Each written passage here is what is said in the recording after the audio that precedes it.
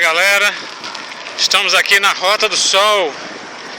Aqui já vendo o trabalho realizado da construção da ciclovia. Uma obra que vai ficar na história e é muito importante para quem pratica o ciclismo em Natal, né? Então, aqui já são os primeiros registros do pavimento asfalto que estão começando a colocar aqui na Rota do Sol. Estamos a caminho para Pium.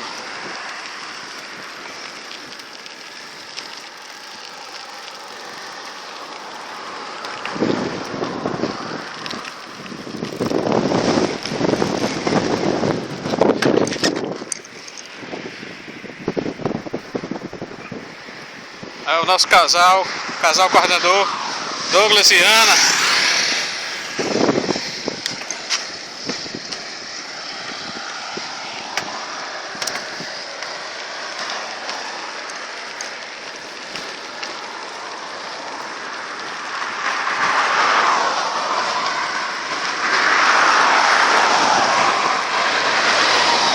E aí, Douglas, o que é que tá achando aqui desses primeiros passos aqui que estão sendo dados, né, na ciclovia, já o asfalto, né?